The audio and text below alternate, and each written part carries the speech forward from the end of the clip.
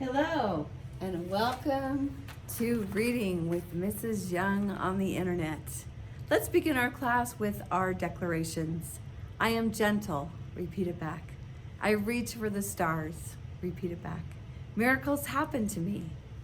I am joyful. I am patient. I am brave. I am perfect just the way I am. I keep my body healthy. I enjoy healthy food. And I am ready to seize the opportunities of the day. I hope you are all healthy and happy. If you notice on the screen, you will see that I've got the packet taken out of Author's Purpose, and it's the one that says Entertain. Today we're going to be learning about identifying the author's purpose and the secondary purpose. And if you remember, we we've talked about this before, where there's three main author's purposes. First of all, one purpose is to persuade, and an example of a sentence that might be to show that an author was trying to persuade you is students should vote for Sam for class president. That is a sentence that has to do with persuading you to do something.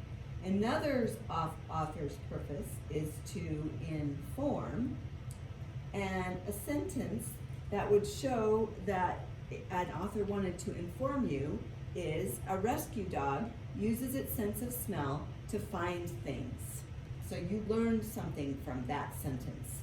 Another purpose from the author might be to entertain. And a sentence that would show you about being entertained would something like, Jonathan was amazed to discover the old treasure chest. Had he really found the pirate's gold? You could tell that that was a story or something we want to get into, and it would take our minds away from trouble. So, and entertain is also the author's purpose. And sometimes they combine both of these purposes. All right, sometimes you can see the author's purpose right as you look at the cover. So if I put this book right up here, The Trumpet of the Swan, I can see immediately just from the title of this and the pictures that this is going to be a story. So it would be, the author's purpose would be to entertain.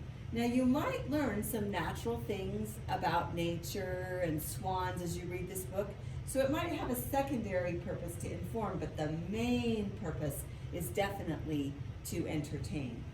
Now there's another book that, if you take this book by Jim Murphy called The Great Fire, and I see immediately this could be a story, but when I open it up and I start looking at this, I realize that in this book there are pictures, photographs with captions, with actual historical dates of things. And so there are paintings of what it looked like for artists at the time. So again, I think that this book, the purpose of this book would be to inform rather than to persuade or to entertain. You can often tell what the purpose is of a book by looking at the title.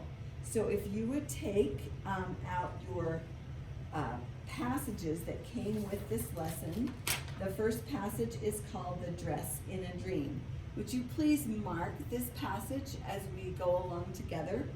The first thing is I'm going to draw a question mark after the dress in the dream.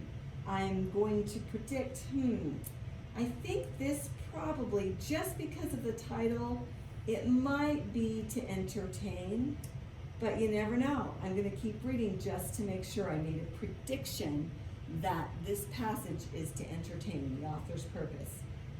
Now,